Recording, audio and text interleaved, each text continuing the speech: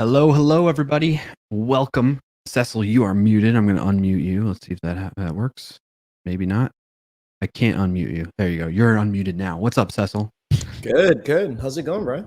It's going good. I'm happy to be here. Happy to have everybody join us for another PyWeekly Live with myself and you, Brian Clark, Cecil Phillip here, coming in hot. And today we're going to have a special guest on in just a moment. Because we're going to be talking about Docker and Python and stuff like that. But for folks, really quick, if you're new to the show, welcome in.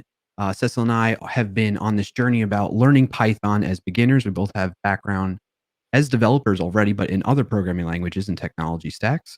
And we've been slowly but surely growing our knowledge in Python as well. And yeah, we hope you stick around and hang out with us and learn more with us because it's very beginner friendly. So if you have questions, don't be scared or hesitate to ask them in the chat. We are monitoring that very closely. I see some folks already there, like Beldathus there. Very good to see you again. Thank you for joining us. And yeah, so should we bring our guest on right now, Cecil? What do you think? Let's do it. Let's do it. Folks, please join us in welcoming Peter Mckee from Docker, who's going to be helping us out today. Hey, Peter. Let me get my center. Hello, everybody. What's up, guys? We could switch like this, maybe. Yeah, there we go. That might work. There we go. Or like this, and then yeah, look at that. Yeah, look at that. No, take me off the middle. I love it. So hey, Peter, how you doing? I'm doing well. Thanks for having me, guys. Appreciate it. Thanks for joining us. So for folks that maybe don't know you yet, please take a moment to introduce yourself, let people know about you, and we'll go from there. Yeah, awesome. Yeah, I'm Peter Mckee. I'm the head of developer relations at Docker. I've been at Docker 4 years, been a software developer at different levels for 25 years or so. And yeah, I have 7 children. That's about the only other thing I have going for me. Yeah. That's a lot of babies, Peter. Yeah. Yeah. Yeah. But I tell people, but only 4, I only have 4 in the house right now. The 3 older, one's married. One, lives in Austin. She's 22, and then my third is in college. So I only have 4 at home, Cecil. So it's not that many. Got it. Okay. I'm sure they keep you super busy all the time, I imagine. There's never a dull moment in the house. Got it. My wife's grandmother used to, she had like 12, right? And she said, at about 3, you're about max max chaos. Oh. And if you go above 3, you're already at max, right? You're at 11 anyway. So, you know, one more, 2 more, 5 more in the mix, you know, doesn't make a difference. Doesn't make a difference. Yeah. You're at max awesome. chaos. Yeah. That's really good to know. Because as a parent, I was like, how do you manage with 7? But now I understand. You don't. Yeah, you just keep them contained, right? So Brian, you have like 5 more to catch up then, buddy. I do have 5 more. I'm on 2 now. Awesome. Just had 2, and I feel like that's a handful enough. But yeah, we'll see. We'll see. Once they get older, right? It's not. Yeah, when I say 7, you know, a lot of folks think I have 7 like under the age of 10 or something, right? Little, and we don't. You know, I have older teens and stuff like that. So. Yeah, but those days though, I did have 5 that were under about like 8, right? And there was 5 of them. Yeah, I was insane. It's hard to keep your wits about you then, but oh man, I bet I survived a bit, I guess. Well, we are glad you survived, and we're glad to have you here. So Cecil, what should we do next, man? Well, I kind of want to ask Peter another question. Go for it. So, because my dad had 2 kids. And I know as we were growing up, he had like his personal expectations about what we would do as a living. You know, parents always feel like, oh, we're going to do what we did or whatever the case is, right? Like they're going to follow in the footsteps of the parents. Do you have any of your kids that are into software and code and those types of things? My 9-year-old is interested in it. And yeah, so he'll tinker around and play, not actually coding yet, but you know, just he's more techie of building. Brian, you and I were talking offline about, you know, taking things apart and figuring out how they work and stuff. You know, that he does that. My second daughter, she's I think I said 22 earlier. She's almost 20. She's 21. But yeah, she's my artist. She painted the Death Star here. Nice. Very yeah, cool. So she's the artist, right? I never thought, but she's also very kind of techie. But she was teaching programming for a while. She found that, you know, yeah, art and you know, and programming, you know, art and engineering go hand in hand, right? There's underlying principles of art too, you know, shapes and then you kind of get liberty on top of that. But yeah, she was teaching programming to kids after school and stuff, and yeah, she really enjoyed it. She was she was teaching Python to them. Wow, that's very cool. Yeah, but yeah, we don't have any expectations really. That's the best. No, but yeah, you know, it's so hard, man. It's so hard, right? And I think it's very hard. You know, you do high school, and then at least in our culture, right? Then it's like, okay, what are you going to do with the rest of your life? Where are you going to go to school? What are you going to study? You know, and you guys remember you're 18, 19, 20, like you have no clue. Yeah. You have no clue. So I've always encouraged a gap year. We homeschooled. So try to, you know, I said, if you have reading, writing, and arithmetic and critical thinking skills, you're good. And then, you know, kind of wander a little bit and figure out some things. But yeah. And then some kids we meet, you know, are like, I know I'm going to be a doctor, or I know I'm going to be a vet, right? I know I want to do this right early, and they just go, and that's awesome too, right? Yeah. So, you know, prior you speaking of, you know, having me remember about when I was 18, I often get reminded that at least pre-growing the beard that I look like I'm 18.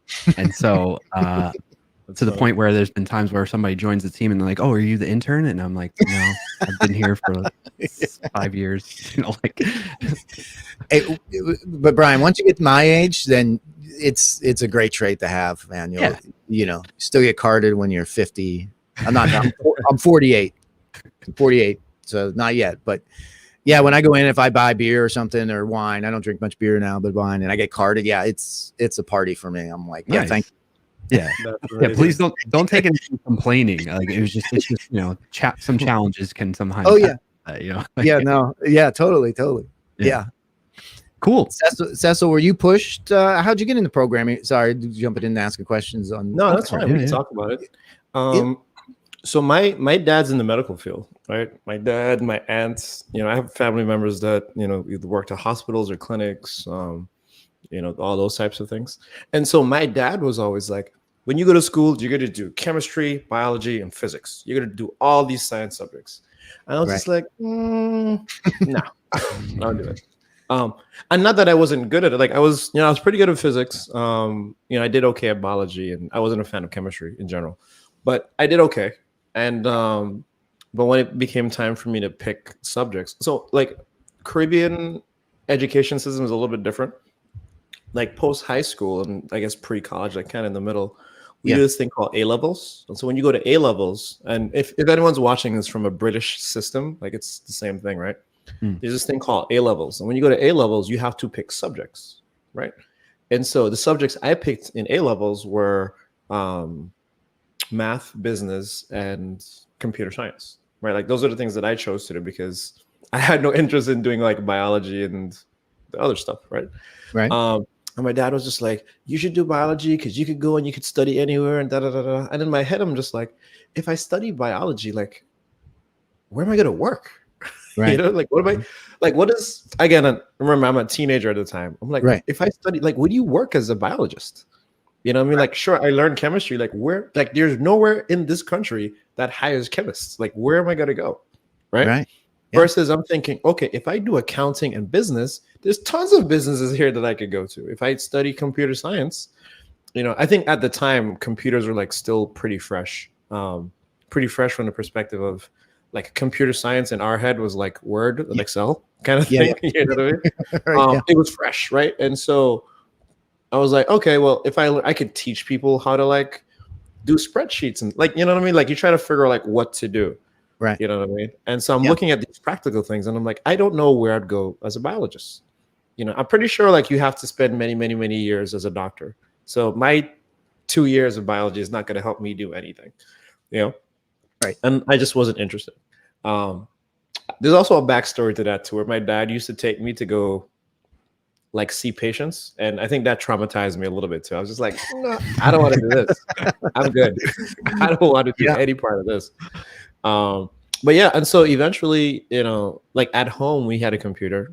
We had a compact Presario. If you guys remember compact computers. Ooh, bringing me back.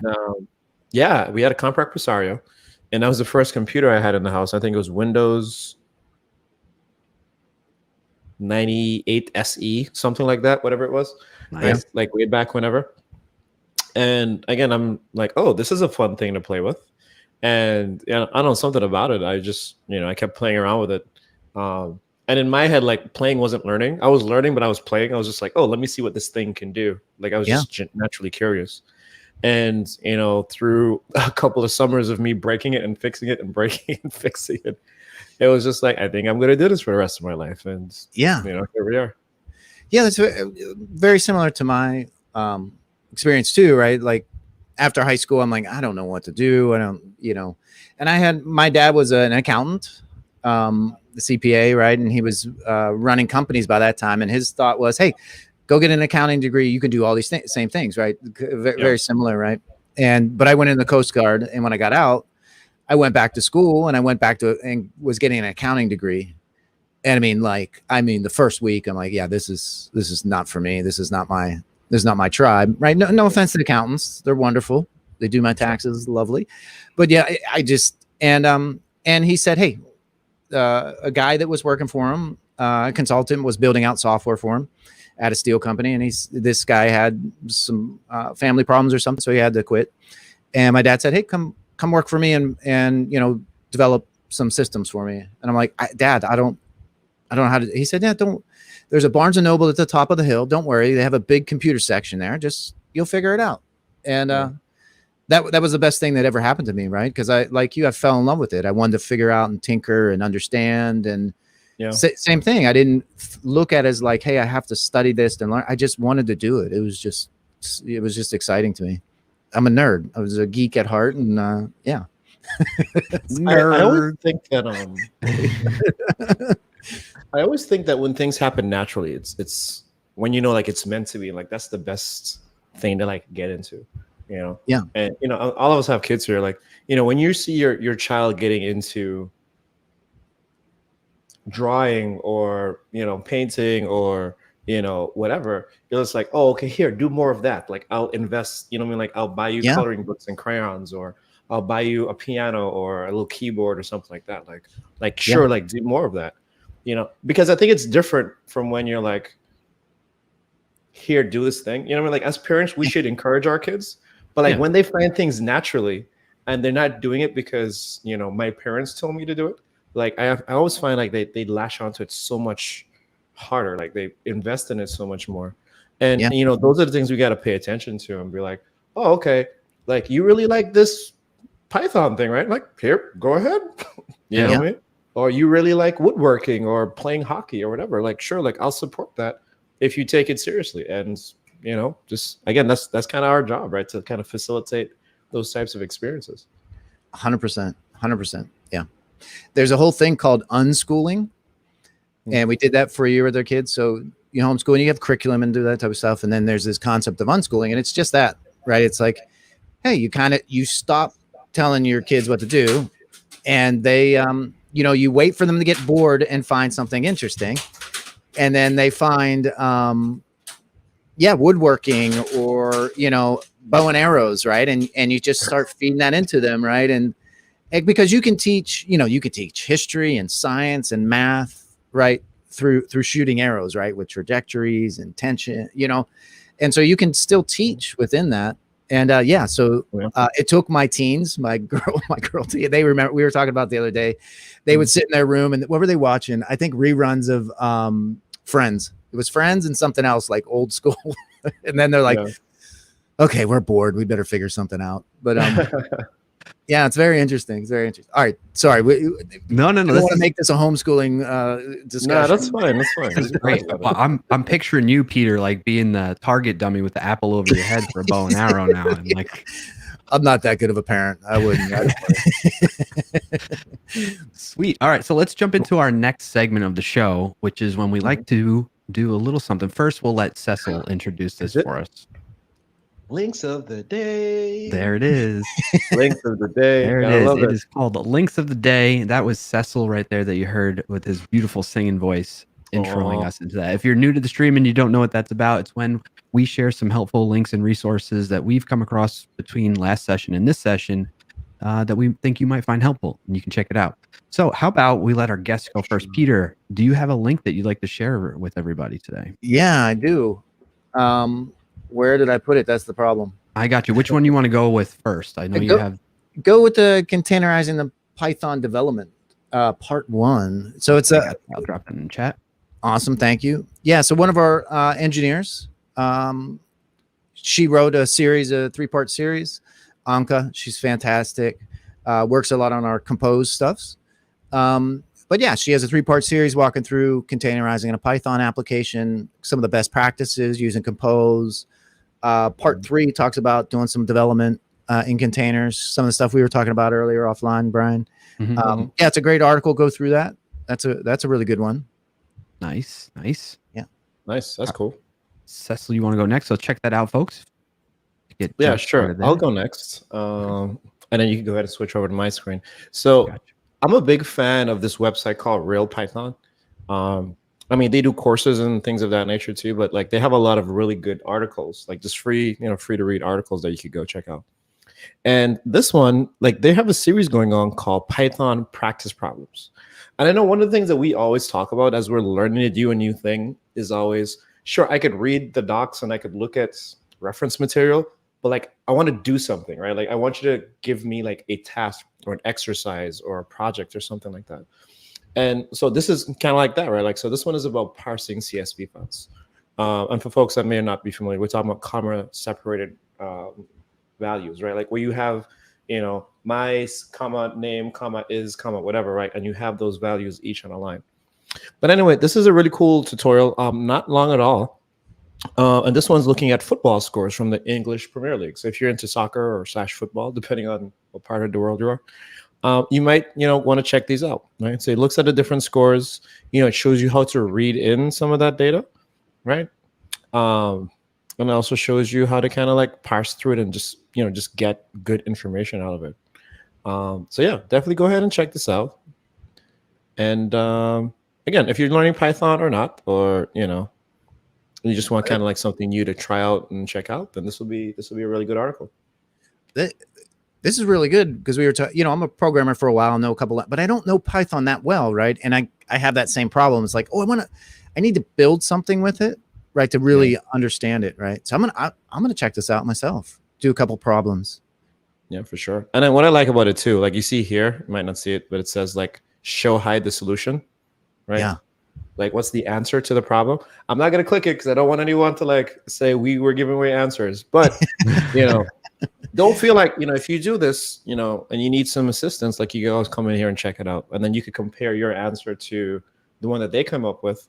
And even though your answer might not look the same, it's okay, right? Because we can all, that's the nature of programming, right? Like we all have different ways to achieve the same thing. So, yeah.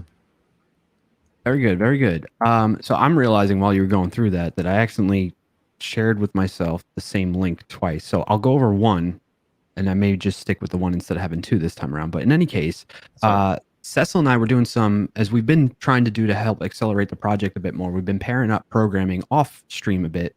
And one thing we've been looking into, in particular, for those of you that are familiar with the project, we have that background worker part of the project that we're thinking is going to run at some type of interval, weekly, once a night, or once a week, every, that kind of thing. In any case, we were looking into potentially leveraging serverless technology, in particular Azure Functions. We are at Microsoft here, and then pulling in Visual Studio Code. So there is a Learn module or documentation that I was going through and looking at that we were leveraging to help us out. I wanted to share with everybody else in case folks are interested in learning how to do that, in particular with the focus on Python as well. So I'm dropping that link in the chat, and Cecil, I got to get your link as well.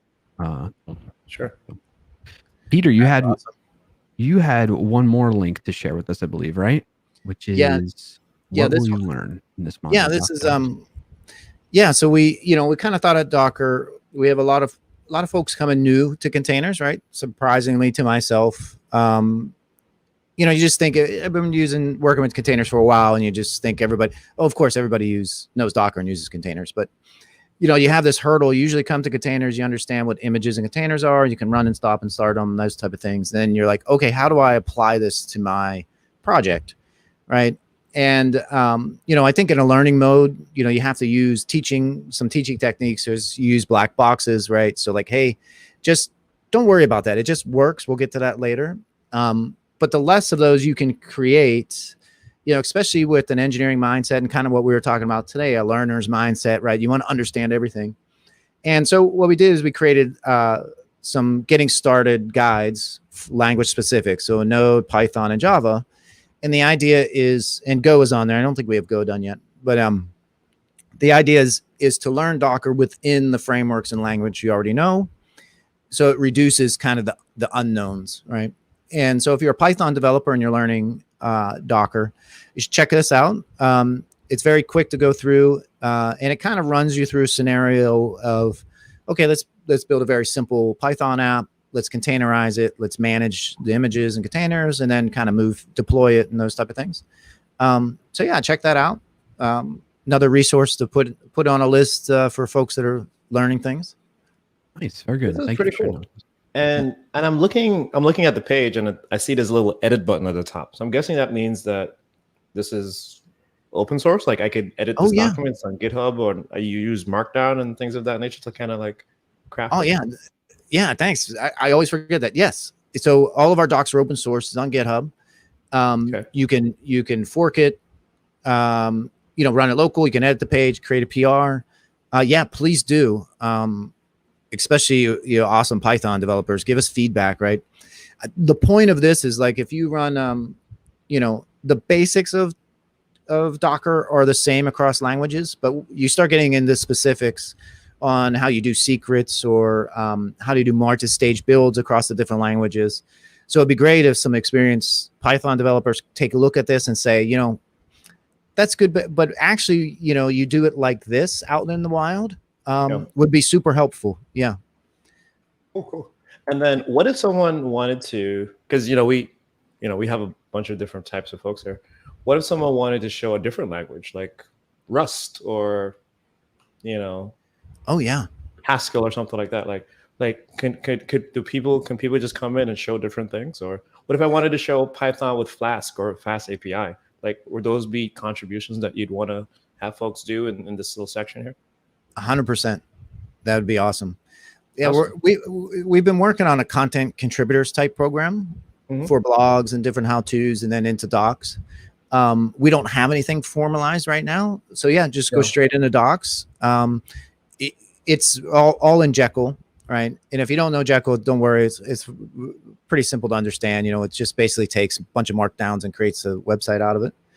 And yeah, you can find navigation. You know, plop in there, you know, Python with Fast API or Flask, and or Rust, and yeah, cut a PR, and ping me too. Ping me on Twitter or on our Slack, and let me know. I will support anybody that wants to help out. That'd be awesome. Nice. Awesome. Sounds good. Yeah. Sounds good. All right, and Cecil, I think you have one more link to share with us, and then that. I do have another link. So this one, kind of sort of related to the last one. So the previous link I showed was talking about how to parse stuff, like CSV data with Python. And one of the more common ways to do that was with this library. Some folks may have heard about it. It's called Pandas. And, you know, a lot of data science folks use it for just being able to navigate and explore data, right? Like wherever it is that it's coming from. Well, the thing with Pandas is a library, right? It's a tool. You have to like pip install Pandas, and then you write some code. And, you know, if you're in a Jupyter notebook or something like that, then you kind of visualize like what that data represents. Well, one of the cool things that I found when I was browsing on GitHub is that some cool folks have actually created a UI for Pandas. And this is a desktop application that you could use to visualize some of that data that's inside of Pandas. And again, this is on GitHub. It's open source. I'll click this YouTube button super quick. I'm going to hope that it doesn't show me any ads. Great. And, you know, we can kind of click through here, and you can see this is what some of this data looks like, right? Like, so this is some Pokemon data that they're looking through. I can't tell you too much about Pokemon, but like this is a Pokemon data that they're taking a look through to show you what it's like to actually inspect that data using this Python GUI application. So if this is something that might be interesting to you, if you're a Pandas user, or maybe someone just getting started with Pandas, this might be something helpful for, you know, you to kind of check out and see if it helps your workflow. Nice. Very cool. And that concludes Links of the day. Links of the day. Love it. That's awesome. So Love it. With that, we're going to move into now talking more specifically about Python and Docker. And I think we should probably start with just one question for folks. Again, this is a very beginner-friendly type of show. Peter, maybe you can give us a rundown of, you know, a general overview of like, what is Docker and what do we do with it? Yeah, cool. Yeah, so Docker's a platform to build, run, share images and containers. And so let me jump back and explain containerization, right? There's a lot of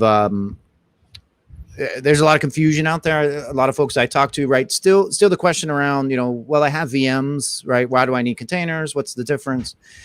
And there's a big difference between those two, right? VMs virtualize the hardware, right? So if you have this big hunkin' server, I used to work at a large computer manufacturing company here in Central Texas, who shall go unnameless.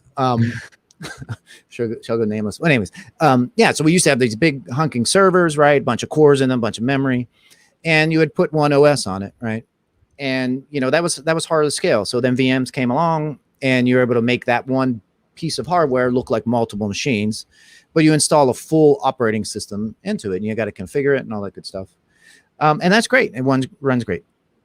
Containers aren't like virtual machines. They don't virtualize the hardware. They virtualize the OS, right? So it's not really virtualization, but it's one way to think about it. So you could still have a virtualization layer, HyperKit or whatever, and then you have the OS that sits on top of that, and then you have Docker that sits in the middle. And Docker manages your containers, starts and stops them, builds images, those type of things. And all what an image is a template for a container. And you can think about in object-oriented programming. So, you know, you have objects and classes. And your classes are your template. And at runtime, when you new up a class, you get an object, right? And you could do that multiple times. Same kind of concept with an image. is your template, and you can new up an image, you can run an image, and that's your container. And you can have multiple containers running the same image, right? So the kind of the same concept. But at the base of it, a container is just an operating system process, just like any other process you run on your machine, but you're able to isolate that. So you can give it its own file system. You can give it its own permissions to access different resources on the machine. You can expose it to a network, not expose it, those type of things. So at the very base of it, I like to demystify containers, right? Mm-hmm. At the very base of it, it's just a process, a normal operating system process that's been isolated from the rest of the machine. And then the beauty of an image takes all your files, configuration, executables, I said configuration, libraries, and packages that all up. So then I can pass it to you, Brian, to you, Cecil, right? And you can run that exact same way as I run it, as long as you have a Docker engine or other container runtimes. And so it's very thin, very slim. So when you start it up, it's just a normal process. So it fires up instantly. Yeah, that was kind of a quick rambling. I think I hit all the main points. Yeah. No, I think that was great, because one of the questions I always ask is, always get asked is, how is Docker different from VMs, right? And I think you comparing a container to a process is really what like hits it home for a lot of people. Yeah. Because when you think about like how small a process is, it makes you realize, okay, I can have multiple processes on a VM, right? Just like I can have multiple processes running on an operating system. And so now when you think about, if you kind of visualize it in your own heads, because I'm not drawing anything right now, but visualize it in your own heads. You know, you have a machine, and then you have like a physical machine, multiple virtual machines, and then each of those virtual machines could have Docker running on all of them. And then you can have multiple instances of containers, just like you can have multiple processes running on each of those virtual machines, right? But like the thing you get from containers, like you said, it is self-contained. So that means that I don't have to worry about it like messing around with stuff that's actually on the operating system. You know, I just have to worry about it living in that space that it's in. You're muted, Peter. You're still muted, Peter. Yeah, sorry. I had a so someone's outside. I think the people that cut the grass are here, so they had the blower. So nice. Hopefully you guys didn't hear that. I'm sorry. No. But yeah, I think you're 100% right. And we've had containerization technologies around forever, right? And the beauty of Docker is, I think with technology, you know, abstraction levels get higher and higher and higher, so we can work at a higher level and can understand the technology easier. But then you always want to be able to drop back down, right? I call it an escape hatch, the drop for lower level. And I think Microsoft does this beautifully. And I'm not just because I'm on a Microsoft live stream, right? But Visual Basic was one of those for me, right? I used to be a MFC, C++ developer. It was horrible. It was painful. You had to, write a bunch of code just to talk to a database, create a UI, right? You had to manually write out where to place each text box and button and all that good stuff. Well, VB came along and it was an abstraction level higher, right? And I just dragged buttons on and text boxes, right? But if I still needed to drop down a layer, I could still call the Win32 API and pass in and get C stuff out of it. So I think Microsoft does that beautifully, right? Especially with VS Code and those type of things, right? It gives you that nice abstraction layer to work higher, but you can still drop down into the weeds if need be. And same with Docker, right? It's just a process underneath, so you can work at it at a higher abstraction layer, but understanding how it works underneath demystifies it for you, and it's not strange anymore. So when you're creating users inside of your Docker file, you're like, oh yeah, this is a Linux user, just how I would normally create it on a Linux machine, those type of things. Yeah. Cool. That makes sense. Yeah. So from your perspective now, like, so we talked about containers being like instances of things. What do you think are some of the more common uses of containers? Like, okay, sure, I could put stuff in a container, but then I could just write an app and call a Windows service or a systemd thing, right? Like, what do I use containers for? Like, what is the benefit that it really brings to it? Yeah, I think when you start talking about the cloud is where you get the most benefits, right? And you start talking about microservices, this cloud native development, whatever that means. Um, you know, sure. Some principles you want to follow with containers is you only want one process running inside of the container. And these are closely follow the 12-factor paradigm, right? You want them to be ephemeral, so stateless. So your container, if it dies, it dies. That's okay. You can just start a new one up. There's no state inside of it. All the state is outside of it. And so that's where a lot of the advantages start to come into play.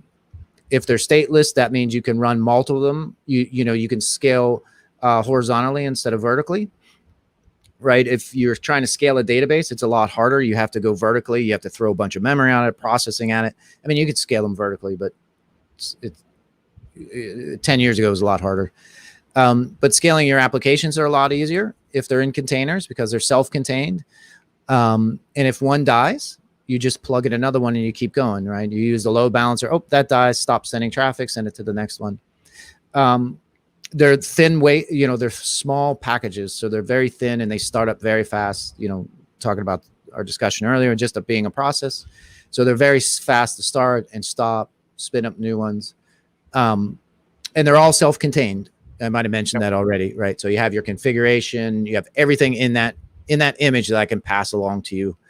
So portability, as long as you have a container runtime that adheres to the standard, the OCI standard, then you're good. You can run it on a Windows machine, a Mac machine, on a Linux machine, or a Linux, if you want. I have heard that pronunciation. Yeah. I think those are the main core benefits of containers, is keeping them lightweight. They're very portable. You can start and stop them very quickly, and you're able to scale them drastically, right? A lot easier to scale as compared to VMs, right? Or EC2 instances or compute instances, those type of things. So it's a lot easier to scale. Yeah, I think those are the main benefits of it. And then being able to share environments. So thinking about working locally development, Brian and I were talking a little bit offline on this. Docker's really trying to solve that problem along with VS Code, your guys' team, working with them a lot. Talk about Python, right? So I'm not a day-to-day Python developer. And so coming to Python as a newbie, but already knowing development, right? It's hard, right? To figure out, okay, when I pip install, where the heck is everything going? And, sure. I'm on a Mac and I have, 2.76, whatever the heck it is, right? How do I get 3.9 installed, and can I run them together? And what are these virtual environments, and how do those things work? And, and I guess you guys are using Poetry, which I don't even know about, but I was looking at the repo and I was like, oh, this is something new. But, sure. And you have that across every environment. So being able to containerize that and work inside of a container is super beneficial, right? It's not that easy, right? There's some things you need to do and figure some things out. And like all good questions, right? It depends on what you're trying to achieve. But I think that's a big benefit that we'll see coming in the future with development environments and VS Code, is being able to containerize your whole environment, configuration, multi-service, microservice apps, right? And be able to just plop it down to, let me share it with you through Docker Hub, and you just pull it down and fire up a swarm of containers and you're running the app, right? Yeah. I mean, I don't know how many times I've tried to look at open source projects and I get clone, and then I spend 3 days trying to get it to run, right? And I'm like, screw open source. No. No. Don't quote me, anybody on the interwebs, please. That was a joke. That was a joke. I didn't ship it. No, but I think you hit it spot on, that like the future looks very promising and exciting in that regard for developers with technology like this. And you're setting us up perfectly for a segue into the next part, but I'd be remiss if we didn't get to some questions from the live audience, because otherwise, why would they show up if they're, we're not going to chat with them. So a couple of questions we got in the chat for you, Peter, and us in general. Rob was asking, when you were talking about containers, is Kubernetes kind of, I know we're getting maybe a little bit deep into this, but is Kubernetes kind of the same thing as Docker, but with scheduling and orchestration and scaling? Yeah, that's a great question. That's a great question. So Kubernetes and Docker at the heart of it are different, right? So Docker is a platform to build your images, run your images, and to push them and share them through Hub and those type of things, right? And we have scanning. We used to have more orchestrate, and Kubernetes is an orchestrator, right? So it takes your containers and orchestrates them. And what I mean by that is that scaling I was talking about. Is so you say, hey, here's my user management image, and I want to run 10 of these up in the cloud. I don't care where they run. I just need 10 of them, and I need this much memory in them, and whatever. And okay, Kubernetes, please handle that for me. So Kubernetes will orchestrate all that. So we'll spin up 10 of them. If one goes down, it'll handle all the load balancing, won't send traffic to it. It'll bring another one up. It constantly, you can have it monitor, make sure it's, up and running and healthy, health checks and all that good stuff. And so at the base of it, Kubernetes is an orchestrator and manages the running of containers. And Docker handles individual containers, building images, running containers, those type of things. And with Compose, you can run multiple containers together. But it's a little bit different than Kubernetes. At the base of it, Kubernetes runs Docker images. They're OCI compliant images. Kubernetes used to have actual Docker engine in it and use that as the runtime. There was some big noise on the internet a little while ago when Kubernetes said we're taking Docker out of Kubernetes, right? But what people missed was that had been the plan all along. Docker contributed that, the standard has been involved in Kubernetes from the beginning, right? You just don't need with Kubernetes, you don't need the whole Docker engine if you're just doing orchestration. And so they pulled the bits out that we need for runtime, which is the same that's in Docker, and use that, right? And you had this shim. You had the shim that would take from the standard and kind of convert it into the other, and then would go. And not to get too in the weeds, but no fear, your Docker image will still run on Kubernetes. It's the same thing, right? It all complies to the standard. Gotcha. But at the base of it, Kubernetes is an orchestrator and does some wonderful, awesome things. And Docker is the engine that drives all your builds your images, runs containers, manages them, pushes them to Hub, pulls them, those type of things. Gotcha. Makes sense. And thank you, Rob, for that question as well. Cecil, you were going to say something? Yeah, I think one of the things that's like kind of underlining what Peter's talking about is like Docker itself is like many things. Many things from the perspective of like it's a project that's built up of tons of other stuff. So that's why he's saying like you could still run Docker containers in Kubernetes and it's running the same engine, but you don't have the Docker engine. You see what I'm saying? Because and we don't have to talk about the pieces, but like there's tons of little projects that compose together to make Docker what it is. Like, Docker desktop as the product that we know it as. And Kubernetes is pretty much just saying like, I don't need the whole thing. I just need like this little piece. Give me that. And, we could all kind of hang out and be friends, but like, I don't need as much of the weight. You know what I mean? Yeah. And Docker is less focused on now on the runtime, right? So, the clouds, Azure and the other clouds, and they'll go unnameless while we're here. Unnameless. That's not the right way to say that. They'll go nameless. So that's the right way to say it? Yeah. All right. You got it. Yeah. But we don't care anymore, right? Azure is going to be able to run containers more efficiently and more powerfully with the scale of Microsoft than Docker. Like we don't want to be in that business anymore, right? We're on a different side of the business, but it's all the same thing. And the containers is the shipment, is how you move your code, how you build your code, how you standardize it, how you share it, right? Mm-hmm. And if you want to run the Kubernetes in Azure, go ahead. If you want to run an ACI, fine. Your images will run there also, right? So yeah, we kind of disconnected from the orchestration wars and I was at Docker during those wars. So to the outside, maybe no one else, it wasn't a war to anybody else, but we were competing against Kubernetes with Swarm, right? And it became pretty obvious that Kubernetes was going to win that battle for various reasons, right or wrong or not. And my heart is still with Swarm. Sorry, Kubernetes. And Swarm is a great, fantastic orchestrator. It's simple. It's very, very powerful. But if you need to do some other things like sidecars and more advanced networking and volume and stuff like that, then Kubernetes is the way to go. But Swarm is still a very viable orchestrator for sure. Gotcha. And I'm glad you asked that, because someone in the chat actually asked that exact question. I'm sorry, Brian.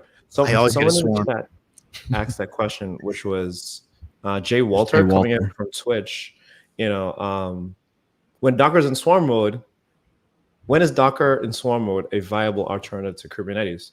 And kind of like what you were saying, you know, Docker can run in any compatible orchestrator, right? So it could be Kubernetes, or it could be Nomad, or Swarm, or what's those other things like Marathon and Mesos. And like there were so many versions and different types of things that people could use. So I think now what I'm understanding from you is like Docker's kind of taking a step back and being like, we just want to run wherever, you know what I mean? And then, you know, people could have the option to choose whatever makes sense for them. Yeah, exactly. Yeah. We want to make it super easy for the engineer to build their images, to run them, to configure them, to manage them, right? And to do things that we haven't thought about yet. You know, we're working on development environments, dev environments, to be able to share that whole thing together, right? And so we're focusing on the developer and their tool chains that they need. And then how do you work in a team, right? How do you share your code? How do you share your working code? You know, that's kind of an issue nowadays, right? I mean, we've all struggled through it, right? Where you change to a Git branch, or you're checking out, you know, especially in the microservices world, if you have, you know, multiple languages, right? If so, and there are different versions, right? I worked on a project, we had running Node and we had different versions in each. And then we had Go with different versions, right? But if they all fit together, right, you know, that becomes a pain to do dependency management, version management. So, you know, how do we solve that with containers? So that's some of the problems we're trying to tackle. Yeah.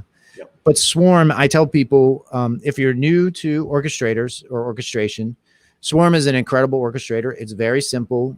It'll allow you to simple, you know, not in its capabilities, but just in its interfaces. And so you can understand orchestrators a little bit better. You can run a lot of things in production on Swarm and other, not Kubernetes, right?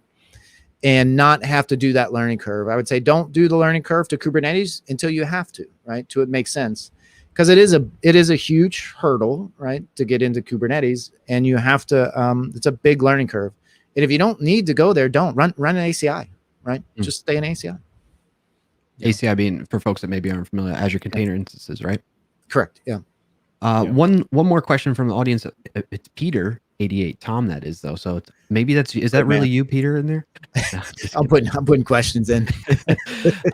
Can you please also talk about the price differences between using a container versus a VM? Like what are some things that customers can expect with making decisions around that, I guess? Yeah, I'll tread lightly here because I don't know exact numbers, right?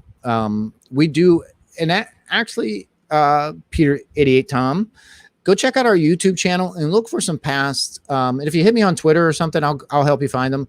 We have some really good talks from our enterprise days for some of our solution engineers, just around that exact problem. But just basics, right? If you look at if you're spinning up big computes, right? They're more expensive. You have to treat them, and I got to get a better analogy, right? You treat them as pets and not cattle at some point, right? Until you get some auto scaling and those type of things or whatever. And it's just the operation overhead is a lot heavier, for sure. That's one. And then just the price that you pay to the clouds is going to be a lot more. And you can also scale, and then you start talking about scaling. So you get a little bit limited, right? But when you're just running containers, there's just a process on running somewhere. So you could run it on in a compute engine, right? Or if you're running it in an orchestrator, you're able to scale processes a lot faster, right? And a lot cheaper, right? They're a lot cheaper to spin up a process and manage that than on actual VMs, right? So you have a cost savings there. But if I dig into that, I'm not sure about the numbers, and I haven't seen any. We have some case studies on the YouTube channel, and I can dig some up for folks. In the YouTube, Peter, is it Docker Run is the user, the YouTube account? Okay, I'll drop that link in the chat for everybody too. Yeah, awesome. Yeah, I think one of the important things to talk about too, and just to kind of add on to what Peter's talking about, you know, and again, I'm not going to quote any numbers either because I don't sell stuff, but I can tell you that like for me, it's always about operational density. And when we talk about operational density, we think about, okay, I want to run a website. I have to spin up an entire VM to run the website, right? But like Peter was saying a little bit earlier, I really just want a process. I don't want an operating system, right? Like I just want to run a process. And now what happens when I want to run 2 websites or 3 websites, like 3 copies of the same website, for instance? I don't want to have 2, 3, 4 VMs, right? Like those are really big. What if I can have one virtual machine or one, machine in the cloud or on premises? Because again, like Docker and virtual machines run in the cloud and they also run on your laptop. I'm talking to you on a laptop right now. I'm running Docker today. So it doesn't have to be like a big situation. Yeah. But, I might want to run multiple copies of those. And so I don't want to copy, my OS, right? I just want to copy the website, but I still want it to be self-contained. I still want to use the Docker engine on this machine. And I want to be able to dynamically scale up and down the amount of copies that it has. And again, it's so much easier when you have Docker and allow you to do that, and some of the command line tools and things of that nature. So when you think about cost, right, it's a matter of, okay, well, what would the relative cost be for you to run multiple versions or multiple virtual machines versus me just spinning up another container, right? Because if you think about it, if I'm in the cloud and I spin up one VM and then I install Docker on that VM, I'm not saying this is how you should do it, but hypothetically, and I installed Docker on that VM, and I could spin up as many containers as like the memory on that machine or the resources that that machine can hold, versus me spinning up like multiples of VMs, right? It doesn't make sense. So I could pay for one VM and run multiple instances of my app on that VM. So when you think about like the comparative costs, like it's like night and day, right? Again, obviously everyone's architecture is different and everyone's security policies, and like there's things to talk about. It's not just that simple. But in terms of like resource usage, you know what I mean? Like it's much easier for me to spin up multiple little processes than me to spin up entire operating systems to like run IIS or Apache or whatever. Yeah. Before I came into Docker, I worked at a custom dev shop, and we did that, right? Kubernetes was not popular. Swarm was not very popular. We would have one VM with Docker engine installed, and we would scale with containers, individual containers running on that machine. And then we had a little load balancer sat in front of it and would go to the different ports. And we just, that's how we isolated or sent traffic right on the same machine to different ports. And talking about the operational costs, right? Because we only had to worry about that one instance and maintaining the OS, putting security patches, those type of things, right? Instead of if we scaled it at the VM level, now you got to manage all those VMs. You got to keep them up to date. And sure, everybody will talk about, well, there's Terraform and there's other things. Yep. But that's another thing you have to manage, and that costs money. And I think with containers, right, you can have separation of concerns. Right. So you can have your operations folks worry about that, worry about the hardware, how they want to spin it up, how they're going to manage it, how they're going to keep it running. Right. And then you just drop containers on it. Right. I know it's not that's the point, right? You just throw them up there. I mean, but from an engineer's perspective, that would be awesome. Right. If I just think about it and go, hey, guys, here's my containers, just run them for me. Right. And I don't care where they run, and I don't care how you run them, just as long as they run. Right. Yeah. That's where you start getting your cost benefits, I believe. So I see Peter 88 Tom says awesome and makes sense. Also responding to Rob's question earlier, Rob was saying, where was it? I have a better grasp of containers and orchestration thanks to you. So Rob appreciates it as well. And thank everybody for the questions so far. I'm going to pause on those though, so that we can get to the next part that we wanted to cover, which is we've now have a lot of understanding around the concept around containers, what Docker is and how it can be used. And we went even a little bit deeper with Kubernetes and Swarm and that kind of stuff. But let's maybe try and apply this a little bit practically with the project that Cecil and I have been working on. Maybe we can spin up how we can use Docker for the API portion of that. What do you say, Cecil? Are we ready to do that? And Peter, thoughts? Yes? Absolutely. You're on mute, Cecil. Now it's your turn. We got Peter earlier. I'm next. I'm up next to go on mute. Oh my gosh. Like we've only been working from home for like forever, right? Like you. Yeah. But yeah, go ahead and put my screen on. I'm already sharing my instance of VS Code. And so really quick, I should probably make this big, right? Really quick. So for folks that haven't seen this project before, like, so this is a Python, a part of this project is a Python API. And we built it with Fast API, which is a Python web framework. But in the backend, it's using MongoDB to store its data. Now, what we've been doing from the beginning is we've been using like a Docker Compose file to run MongoDB, right? Because again, for one of the reasons that we could talk about why I think Docker is beneficial, I want to install Mongo. I want to control the version of Mongo that I install, and I don't want it messing around with stuff on my file system, right? I'm sure many of you have installed stuff, not necessarily Mongo, but like just different things on your computer. And then all of a sudden, like your file system is like cluttered with stuff. So even after you've uninstalled it, like it still has remnants that it was there on your machine, right? So I like to use Docker Compose for that, right? Like I like to use it to control the remnants. Like I don't want them, right? So I kind of use this to control the things that I can install and run locally. But again, we think about like it's a process. So anyway, so we haven't really spoken about it, like the structure of this Docker Compose file, but we could talk about this super quick, and then we could probably talk about how we could create our own container and container image using our API project. I think that'll be a cool thing for us to do. Okay. Awesome. So really quickly, if you wanted to get, and I'm going to go to a website super quick. So if you want to get like images, like Docker things to run, your first question is probably going to be like, well, where do I get it from, right? And so for me, I go to Docker Hub. Docker Hub is, Docker's official repository, right? Like this is where I could search for stuff that I want to have installed on my machine. So I know I want to have Mongo installed on my machine. So I'm going to come to the Docker Hub, right? This is an official, repository, public repository that Docker itself hosts for you. And I'm going to look for Mongo. Notice it says like Docker official images, right? Probably another thing that we could talk about later is about like trusting the images that you install, right? You don't want to just install things from random persons on the internet, just like you don't want to download random things from people on the internet, right? Like we don't do that. Just pip install. Right? Pip install the internet and like let's see what happens. Right? We gonna go YOLO.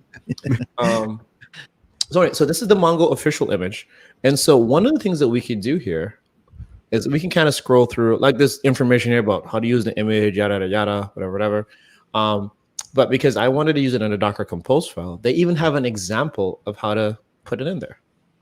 Now, the two important parts, at least from my perspective, of what you want to know is you want to know the name of the image. So I guess in this case, it's Mongo, right? And we'll talk about this a little bit more in a second. And then you want to know what are the other settings you want to have. Right? You think about if I have a database, like how do I log into the database? Like, is there a username and a password? Do I want to pre-populate it with stuff, right? All of these types of things.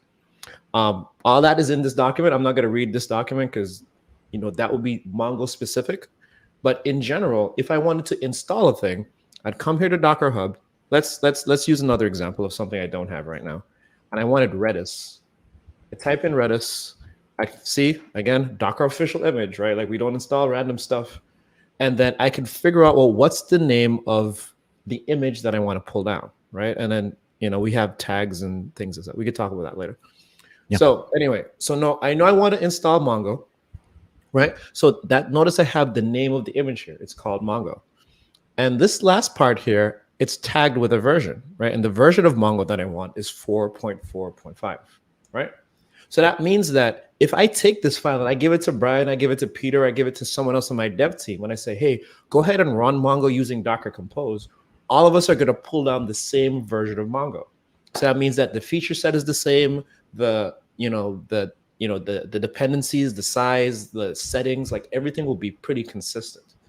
You know what I mean? It's one of those things when people talk about like desired state, like this is the state that I desire. Like I want it to be like this and I want it to look this way.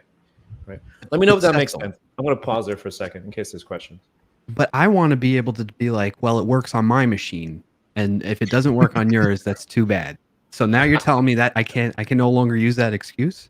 We can't use that anymore. Consultants, we're gonna have to stop charging people for that time. We can't. That's not a thing anymore. We gotta leave that alone. Oh man. All right. Yeah. We gotta leave it alone. Okay. Now, some other things that you'll notice inside of here, right? So I want Mongo. This is the version of Mongo I want. I'm giving my container a name, right? And that's just because whenever this thing starts up, I want it to have, I want to know what it's called, right? If I don't give it a name, the Docker engine, the Docker for desktop engine will give it like a random name. I don't want it to have a random name because I want to know what the thing is called so that when I look for it, I know like what the DNS name is, right? So you can kind of think about it like that. So let's say, if people are familiar with like Windows file shares and things of that nature, right? Like when you go into your file system or you connect to like another machine, we don't always type in the IP address, right? We type in the name of the machine. You know what I mean? So instead of me trying to figure out, okay, what's the random thing that, the Docker engine called, it's like, I'm going to like, this is what I want to call it, and this is what it's going to be. And then that's just what it is. Then coming down here, remember that because, excuse me, remember that we're running a process and we want to give it settings now. And one of the ways that we can give things settings is by environment variables, right? Regardless of whether we're on Docker or on our local machines or whatever, environment variables are just like a common way to give people settings. And so some settings I have here, I'm not saying this is the best way to do it. Don't get me in trouble. But I'm setting the admin username and password to admin. Don't do this in production. I don't want to hear like I saw it in the Microsoft thing and Cecil said, no, don't do it. This is just a demo. Okay. For the demo, the username and password are the same thing. But as you can see, the main point that we're trying to make here that this is how you can pass some of those configuration settings over to a container, right? So I have some settings. Now, the last thing or the last two things here that are important are going to be, well, here's the port, right? Like what's the port this thing is going to listen to? By default, Mongo listens to 27017, right? By default. So what I'm saying is I want you to run this container in Docker, but on my local machine, when I go to localhost on my machine, I want you to take the port that's inside of the container and map it to a port that's on my local machine. And I know that's the part that kind of trips up people a little bit. So again, if there's questions, let us know. We could rewind a little bit. We could talk about it, right? And then the last part here is just, because this is a database, it needs to store data somewhere, right? And so this is kind of just where it's storing the data. And this .tmp, because, this is a development environment, this .tmp is just this folder that's here inside of my project. So this is all the Mongo data that's here, right? We just say, hey, whenever Mongo starts up, just put it in this folder, which is, again, our local workspace in VS Code. Yeah. Cecil, real quick note on that. That's beautiful. Folks, if you don't map volumes, if you're not sharing into your container when you're running your database, when it stops, when that container stops, none of it is saved, right? So just in case folks don't do that with their volumes, right? They start fire up the Mongo, they dev for the day and they're adding test data. And next day they come in, they shut everything down, right? Because we're good engineers and we're whatever, for whatever reason. Then they come in next day, fire everything back up. And you're like, oh, all my test data is gone. That's the reason being. That's why you want to map it so you can. And then like Cecil said, you could come in your temp and just wipe away your temp. And then if that's the way you want to get rid of it. Yeah, gotcha. Exactly.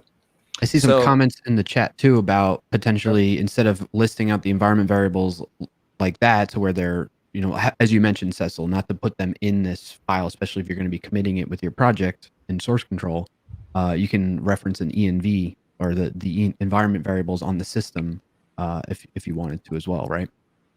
And we do that also with some other things that are in here. I just don't want to show them to you. Yes, yes. That is correct too. I have a .env file here, and Docker Compose can look at that and pull some stuff. Again, I just, that's mine. That's not for you. You're not the other thing I want to, I feel you. The other thing I want to ask you, Cecil, because I want to make sure we show maybe the full path of even how we got here. How did you go about creating this Docker Compose file? Or Peter, how would we go about doing that in VS Code for this if we're starting fresh, let's say? Like a Compose file? Yeah. I'll be super honest with you, folks. I'm sorry. Copy it. You copied off a Stack Overflow, of course, Of Brian. course. Come on. Yeah. Yeah. So, come on, man. I don't think we have any templates. Let me check and see. I don't think we I have think a I might. template. I think he might. He might have given me a softball pitch there for the Docker plugin for the extension. Oh, sorry. Yeah. Forget I said anything. I'm gonna shut up. No, you're totally fine. Hey, I do the exact same thing. So I go to the hub, I look at the image, right? And I scroll down and I start, how am I supposed to use this? Oh, hey, there's a compose file. Copy, right? But make sure, folks, that you understand what you're copying and pasting. It's okay to copy and paste as long as you understand what it's doing, right? And don't get me wrong, I'm not a Python developer day to day, but when I'm learning, right, I'm copying stuff out of Stack Overflow, I'm throwing it in. All right, that didn't work. I'm like, crap. Anyway, so VS Code has a Docker extension, and I don't see the whale. Do you have the whale anywhere? Yeah. There you go. So just go into Docker, and of course, before you do this, make sure go to docker.com, download desktop. It'll run on Windows and Mac. Install that. It's super simple to install. And then come into Hub and create a Hub ID. It's free. You get extra pull. You don't get rate limited and stuff like that. So it's free. You get a free account. Yep. So you download desktop here. We have M1s in the Intel also. Nice. Works great on Windows. Docker desktop runs fantastic on Windows, integrates to WSL2. It's a great environment. Get that. That's a prerequisite. Make sure you have that. And then in VS Code, if you have the extension installed, then you can swipe back to there, Cecil, if you don't mind. Did you have it installed yet? Yeah. So just in your extensions, it's that first one at the top there. It's installed. And then if you do control, what is it on my Mac? It's Shift Command P. Yeah. And just type in Docker, right? And then you can say add Docker files to workspace. Right there, the top one. Or you can do Docker compose files to workspace. Do the one below that. Yeah. Hit that.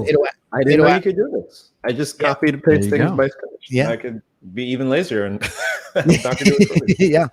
And if you do if you create the Docker file too, it'll ask you, do you also want to create a compose file? And it'll create a compose file for you. And the templates that the VS Code team uses are really good. They have really good best practices in them. But that's another way that you could spin up a compose file without having to remember. And it's a good base, right? So you can do that, and then you can go add in what you need, subtract out what you need, modify it any way you want. Yeah. Very cool. That's cool. Awesome. So what I just did as Peter was talking, so this left panel, or yours might be on the right if you're using, wherever you put your VS Code. If you're a normal developer, yours is on the right.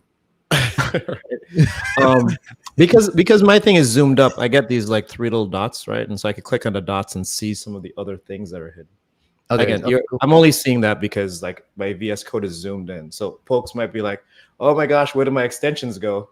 Like, don't worry about it. If it's zoomed in, you could either zoom it out or you see these.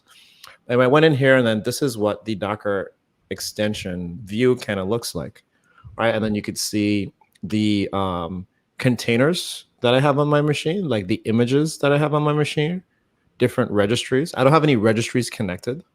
Again, when we talk about registries, like this is what we're talking about, right? We're talking about the where to go. We're talking about like hub.docker.com. Like this is an example of a public registry. Yep. Right. You can connect registries here, and there's other things in here that you could use too. So instead of you using the command line, you can kind of come in and play around with it for a little bit. Yeah. Excellent. Awesome. So I think that helps us get our project set up to start using Docker. And sorry for the background noise. Now somebody's cutting my lawn, making noise right outside the window too. So that sets our project up to start using Docker. We have Docker engine running on our system. And then really from there, like VS Code can help us run it in the container and get things rolling, or what would be the next step from here? Yeah. So you can, do you guys have a Docker file yet? And we don't have a Docker file. So let me show you what we have. Right now we have a source folder, an SRC folder. Maybe I'll make this a little bit bigger because it looks small on screen. We have an SRC folder. And inside of our SRC folder, we have 2 projects, right? There's the API, and then there's this thing that we're going to call a background worker for now. What we wanted to do today was add a Docker file to this folder where our API is. So now we can deploy our API in a container. So that's what we kind of wanted to do. Well, let's use the extension to create a Docker file, and then I can walk down through it. So if you do that, what is it? Command-Control P's measure, and then do Docker, and then the add Docker files to workspace. Yes. Okay. And I'm guessing. There you go. Ooh, look, fast API. Nice. Yeah, that's new. I think maybe very new. Yeah, that's you can get do the fast API. Let's select it, and then you can choose entry point. Wow, this is a lot. I'm good at. I think it's this one. Main. I think so. What ports? I don't remember, man. Let's just put 88,000. I think it's. Let's just I think it's out. Yeah. And then you could say no to the compose if you have one. There you go. Perfect. Okay. There we go. Now it might have put it in the root, so you might have to move it into API, but okay. Well, we can look at the relative paths. Yeah, if you wouldn't mind, copy it into your API. Sure. So it looks like it created three things. I'm just going to zoom in for folks before I move them so we can see what we're talking about. So these things that are in green, because we're using Git, right? These things that are in green were added. So we have this Docker ignore file. I'm going to move that, right? Please. Yes. Perfect. We have a Docker file. And we'll talk about that in a second, I guess. Put that in here. Yes. I wish I could turn those alerts off. Mm-hmm. And then we have this requirement.txt file. If folks are familiar with working with pip and stuff like that, Now I got to move this up and put that in here. So those are the three things it added for us. All right. Now I could zoom out a little bit and let's take a look at the contents of these files. So which one you want to look at first, Peter? You want to look at the requirements, the Docker file, the Docker ignore file? Let's walk through the Docker file, and then that'll jump us off to the ignore and requirements. Okay. So here we go.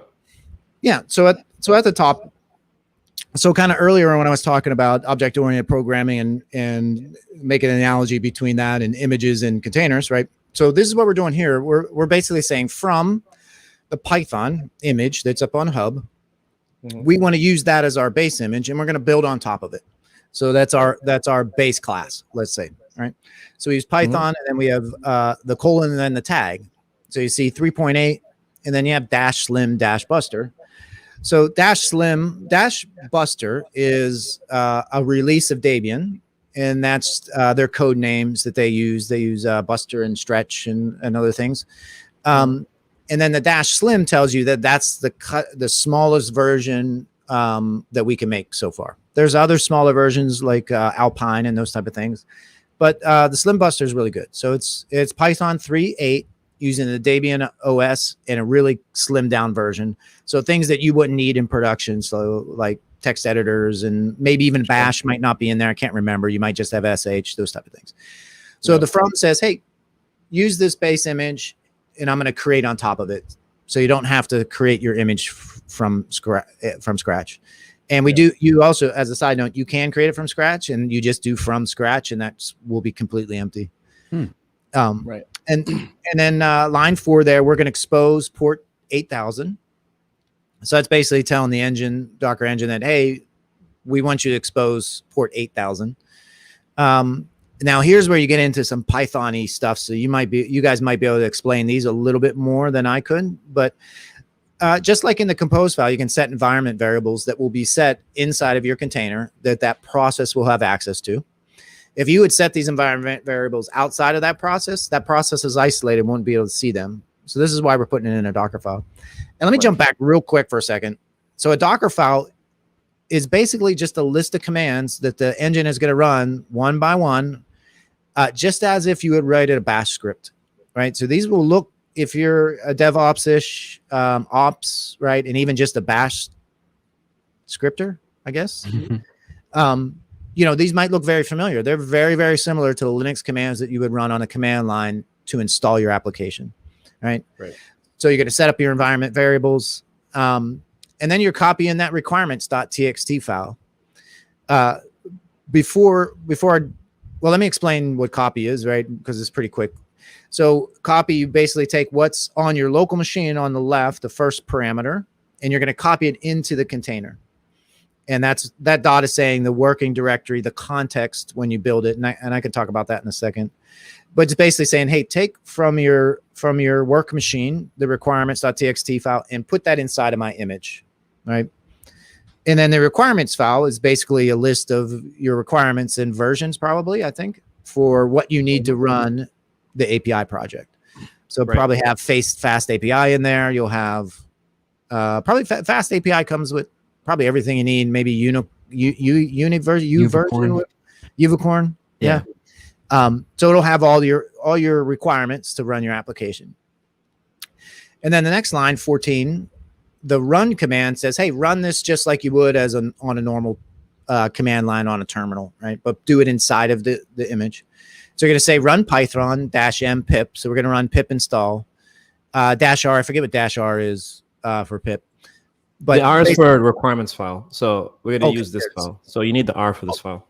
That's right. Instead of just passing in fast API or whatever. Yep. So it's saying use the file, look in the requirements file, read those all in, and install those.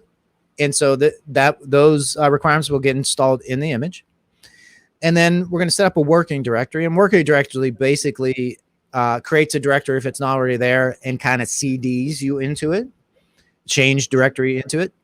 And then every subsequent command after the work directory will be in that work directory. So if you're on the terminal and you do pwd, print working directory, it shows you where you're at. So if you did in the image, if you did work directory app and then did a pwd right after that, you would be in /app. So, and then the 17 is going to copy everything that's on your local machine and move that into the app directory. Okay. A lot of times you'll see online, you'll see copy commands as copy dot space dot. As long as you have a work directory command above that, that puts it in the right way. So a lot of Docker files will set the work directory up very high and then copy things using relatives pass. So later, if you want to change the working directory in one place. Anyways, and then now down here, you don't see this a lot out in the wild, but this is a very good best practice. The default user that Docker uses has root privileges, right? So it can see that process that it's being run as root inside of the container, but it can see everything that's inside of there, right? And could potentially break out of the container. Don't want to dive too deep into it, but it's just a best practice to create a user and then run your app as that user with the least amount of privileges that it needs. And then when things break, if you do need to add some privileges, add it back in. So it's basically doing an add user, which is a Linux command that creates a user. And then the next 22 is saying use that user from now on. And then on 25, I don't know how do you pronounce it? G unicorn? G unicorn, I think that's what it's called. Yeah. Yeah. So the command, you see the funky syntax there. It's like a JSON array. And you pass them in as an array. And so it'll run G unicorn. It'll bind to localhost 8000. Not sure what the -k does. And then it passes in your source API app, app, tell it where your entry point is for Python. Yeah. So I think, the bind is what port, and 00040 just means listens to all network interfaces. The K is for kind, like the kind of worker. So G unicorn, like Python is single process, right? And so what it does is that it generally forks processes to have different workers, right? So you can imagine a web server and I need to process multiple requests, right? I need to have different workers to process it. And so this one is using the unicorn worker, which uses an async worker. You know what I mean? So instead of processing things synchronously, I'm asynchronously processing requests, which hopefully makes it scale a little bit better. That's just a long answer to say you could change the worker in G unicorn to do different things if you wanted to. Yeah. I would say one caveat here. This is fine for local development, no problem. If you're running in production, I wouldn't run G unicorn. I would run the Python process natively, right? You don't want process managers running in your containers in production because it kind of gets in the way when you try and start and stop images and containers. And if you follow the principle of only putting one process in a container, you don't need process managers, right? They're not going to manage multiple processes. So if you have the API and then a worker process, put those in separate containers, right? And then you can manage those independently. But working locally is totally fine, right? Got it. Okay. All right, friends. Unfortunately, whirlwind turn. Go ahead. Sorry. Yeah, unfortunately, we have to. Our time is done. Our time is done. We're very deep into this. So, but this has been fantastic, and I think this is a good stopping point in the sense of it could be homework for the viewers to check out, try it out, and from here, explore the Docker extension and VS Code to get it running on their local machine using this as well. And Cecil and I can maybe next stream we can dive into that, trying it out. And we could even, Peter, we can have you back on and help us out a little bit more as we work on learning more about this. Yeah, that'd be awesome. Maybe we can come back and we can compose everything together and have the worker and the API and put a UI in front of it, and we can do some cool stuff like that. Awesome. Yeah, we can talk about it, but we'll talk to you and we'll figure out a schedule maybe next week or the week after. And, perfect. And see what we could do. Yeah, that'll be great. Awesome. I would love that. Thank you so much, Peter. And thank you, everybody that was watching at home. Go check out Peter on twitter.com at PMckee over there, twitter.com/PMckee. And we hope you enjoyed it, got some value out of the show today, and have a good rest of your day where you are. Happy coding. Bye. Thanks, everybody.